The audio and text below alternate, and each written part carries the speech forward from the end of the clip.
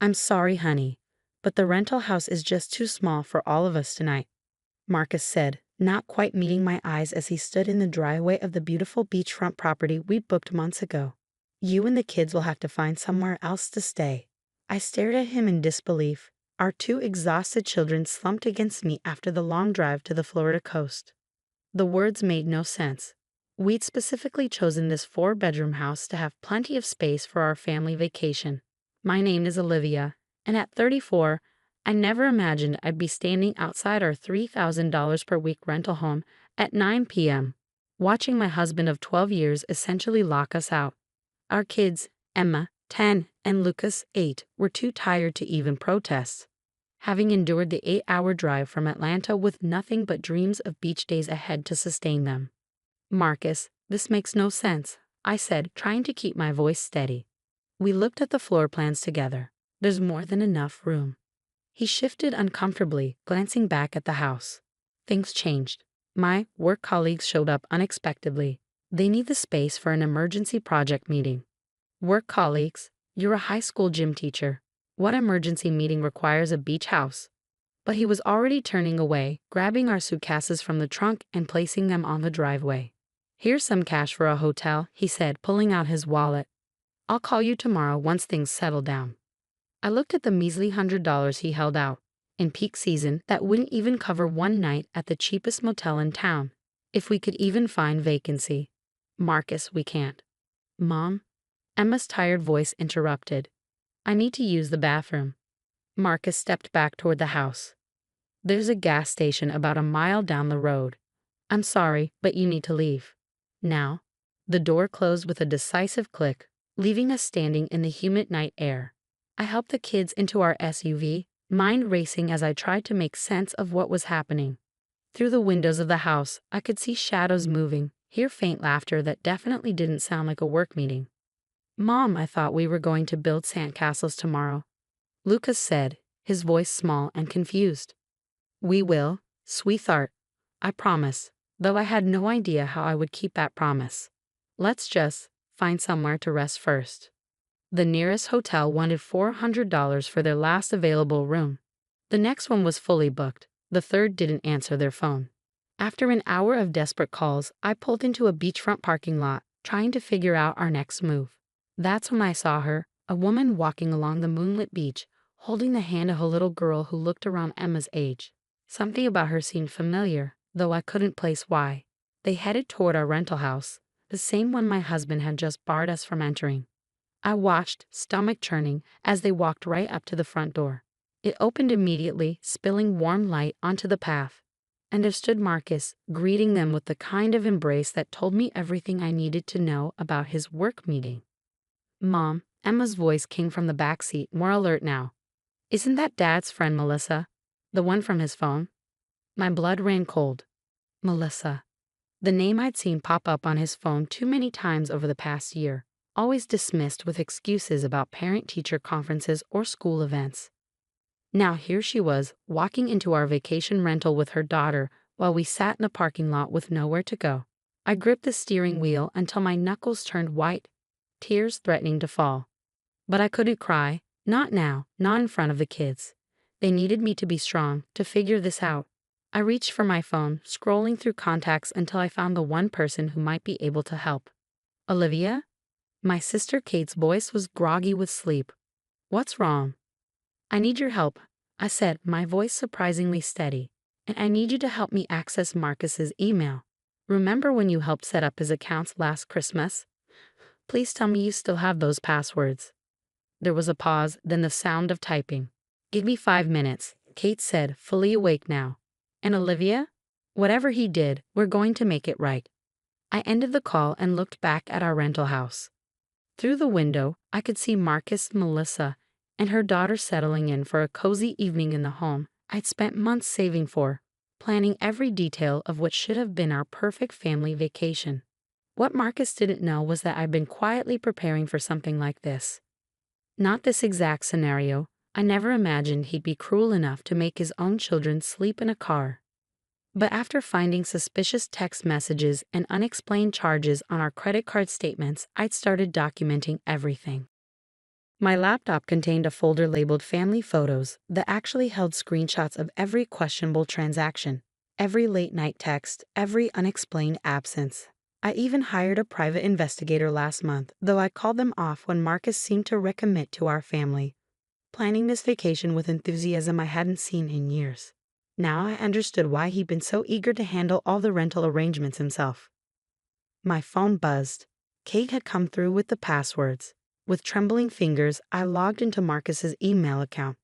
And there it was, months of correspondence with Melissa, planning their parallel vacation.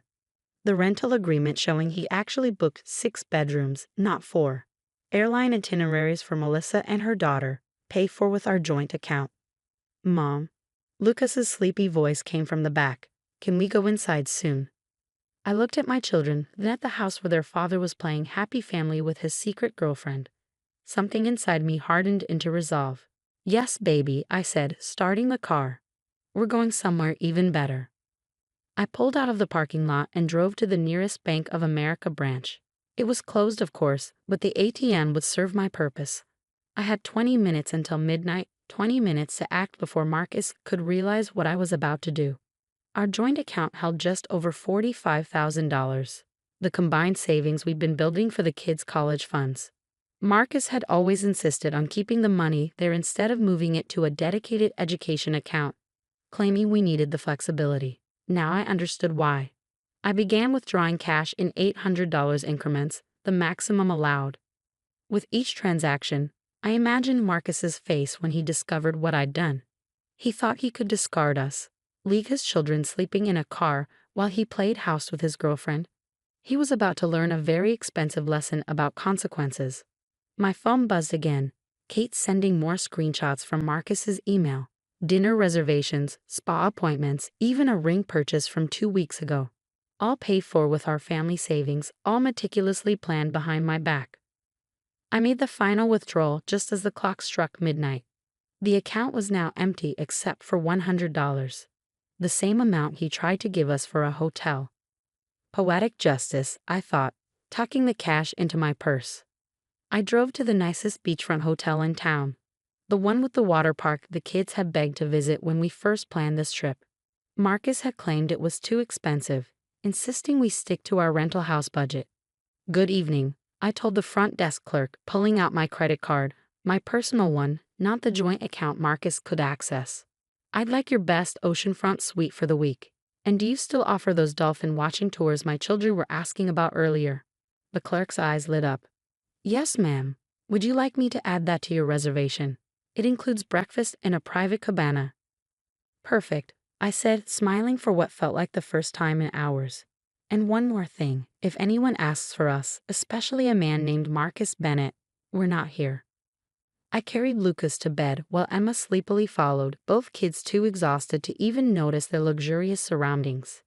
As I tucked them in, my phone began buzzing with texts from Marcus. Where are you? The ATM says insufficient funds. What did you do? Answer your phone right now. I silenced the notifications and walked out onto our private balcony, breathing in the salt air. Below, I could see our rental house, its lights still on as Marcus presumably discovered the consequences of his choices. My phone buzzed one final time, an email from Kate. She found something else in Marcus's accounts, something that would ensure he could never hurt us like this again. But that would wait until morning. For now, I watched the moonlight dance on the waves, listening to my children's peaceful breathing from the next room. Tomorrow would bring chaos, confrontation, and change. But tonight we were safe, comfortable, and far from the man who thought he could discard us so easily. I smiled, thinking of the dolphin tour tickets tucked safely in my purse. Marcus had chosen his new family over us? Fine. We would have the vacation of a lifetime without him. The kids and I deserved nothing less. Morning came with a symphony of seagulls and crashing waves. I barely slept, spending most of the night reviewing the documents Kate had uncovered. Each new revelation felt like another twist of the knife Marcus had plunged into our marriage. The email Kate found wasn't just evidence of an affair, it was proof of calculated financial deception spanning years. Marcus had been systematically diverting money from our joint accounts into a private one, using it to fund a lifestyle with Melissa that our children had been denied. Private school tuition for her daughter, Weekend getaways disguised as teaching conferences, even a down payment on a condo in Tampa, waiting for the right time to leave us. I was still processing this information when Emma wandered onto the balcony, her eyes wide as she took in the ocean view. Mom, this place is amazing. But why aren't we at the other house with Dad? Before I could answer, my phone rang. Marcus again, his 20th call since midnight. This time I answered. Where is my money? He roared, not bothering with pleasantries. Our money, I corrected calmly, is being put to better use than funding your girlfriend's lifestyle. How's Melissa enjoying my rental house? The line went silent for a moment. Then his voice dripping with venom. You've lost your mind. I'm calling the police. Go ahead, I replied, opening my laptop. I'm sure they'd be very interested in these bank statements showing how you've been embezzling from our children's college fund. Or maybe they'd like to see the deed to that Tampa condo you bought with Melissa 2 months ago. How did you? Did you really think Kate wouldn't keep those passwords when she set up your accounts? The same Kate who works in digital forensics. Lucas appeared in the doorway, rubbing his eyes. Mom, can we get breakfast? Of course, sweetie, I said, then back to Marcus. I have to go. Our kids are hungry. You remember them, right? The ones you made sleep in a car last night. Olivia, wait. I ended the call and took the kids down to the hotel's breakfast buffet. They were delighted by the chocolate chip pancakes and ocean view, their excitement almost making me forget the nightmare of last night. Almost. My phone buzzed with a text from Kate.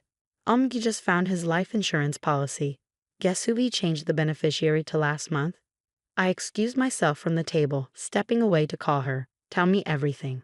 What Kate had discovered was the final nail in the coffin of my marriage. Marcus hadn't just been planning a new life with Melissa. He'd been systematically erasing us from his old one. The life insurance policy was just the beginning. He's been moving money around for months, Kate explained. Setting up accounts in her name, changing beneficiaries, even putting her daughter as a dependent on his teaching insurance. But here's where he messed up. He used our family email domain for everything. The same domain I helped set up and still technically administer. I watched Emma and Lucas chatting happily over their pancakes, unaware that their father had been planning to abandon them so thoroughly. Send me everything, I said. And Kate? Thank you. Don't thank me yet, she replied. There's more. Remember that private investigator you hired and called off? I found his report in your cloud storage. You might want to see what he discovered about Melissa's background. After breakfast, I settled the kids in the hotel's children's program, a full day of supervised beach activities and crafts. Then I retreated to our suite to read the PI's report. Melissa, it turned out, had quite a history. 3 previous marriages, each ending when she drained her husband's accounts and disappeared. Her daughter? A prop, borrowed from her sister to make her stories more convincing. The real kicker? Her name wasn't even Melissa. My hands were shaking as I compiled everything into a single document. The fraud, the theft, the false identity. Just as I finished, a commotion erupted in the hotel hallway. You can't stop me from seeing my kids, Marcus's voice boomed. I'm their father. I opened the door to find him facing off with hotel security, his face red with rage. Behind him stood Melissa, trying to look concerned while shooting nervous glances at the exit. Actually, I said, holding up my phone, you forfeited that right when you made them sleep in a car so you could play house with a con artist. Speaking of which, hello, Patricia. Or do you prefer Melissa? I'm sure your parole officer would love to know you've crossed state lines. The color drained from Melissa's face. Without a word, she turned and fled, leaving Marcus staring after her in confusion. What are you talking about? He demanded. I handed him the PI's report. Seems your girlfriend forgot to mention her outstanding warrants in Georgia and Florida. But don't worry, I'm sure the FBI will help you sort it all out. They're very interested in her pattern of identity theft and bank fraud. Marcus slumped against the wall, the reality of his situation finally hitting him. Olivia, I can explain. Save it for your lawyer. I cut him off. You'll be hearing from mine soon. Oh, and Marcus, the kids are having the time of their lives without you. Emma's going on a dolphin watching tour this afternoon, something you said we couldn't afford while you were buying condos for your girlfriend. I turned to the security guards. Please escort him out and add him to the do not admit list. Later that afternoon, I sat on the beach watching Emma and Lucas build sandcastles with their new friends from the kids' club. My phone kept buzzing with updates. Melissa/Patricia had been arrested trying to board a flight to Mexico. Marcus's school had placed him on administrative leave pending an investigation into misused funds.